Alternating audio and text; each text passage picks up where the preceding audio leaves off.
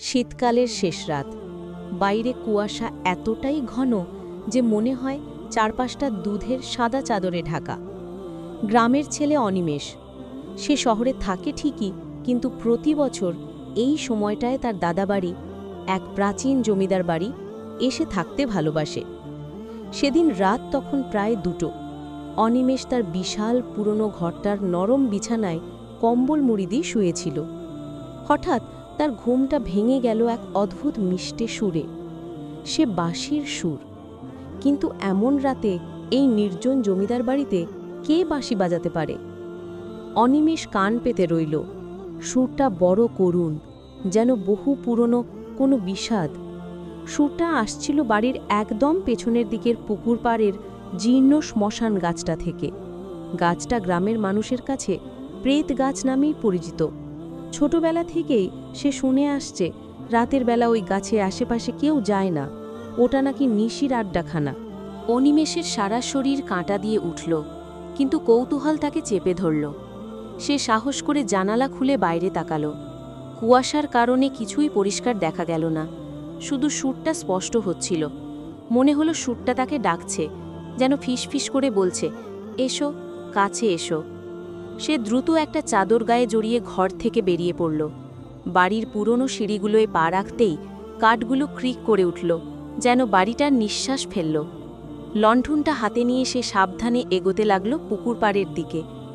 পুকুর পাড়ে পৌঁছে কুয়াশার মধ্যে অনিমেষ দেখল শ্মশান গাছটার গোড়ায় কেউ একজন বসে আছে।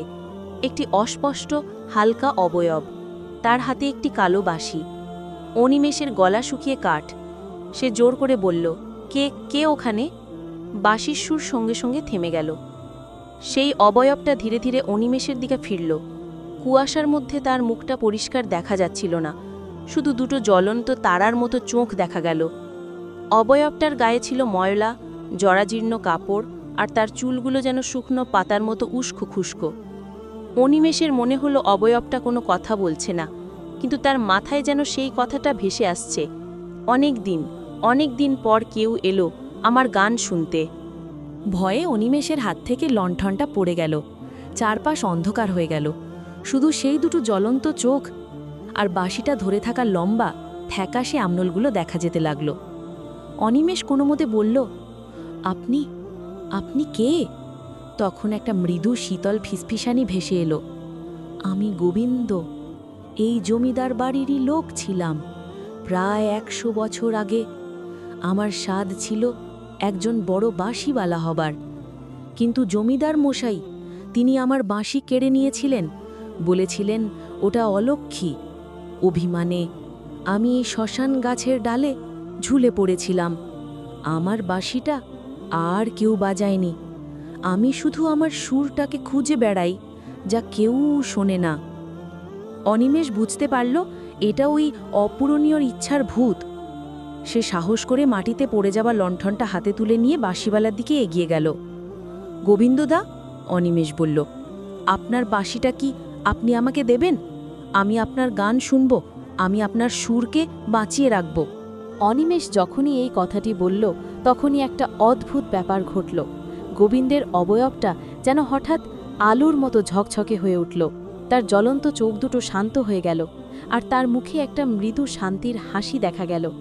বাঁশিটা হঠাৎ তার হাত থেকে আলগা হয়ে অনিমেষের পায়ের কাছে পড়ে গেল। বাঁশিটা স্পর্শ করার আগে অনিমেষ দেখল গোবিন্দ তার সামনেই ধীরে ধীরে কুয়াশার মতো মিলিয়ে যাচ্ছে।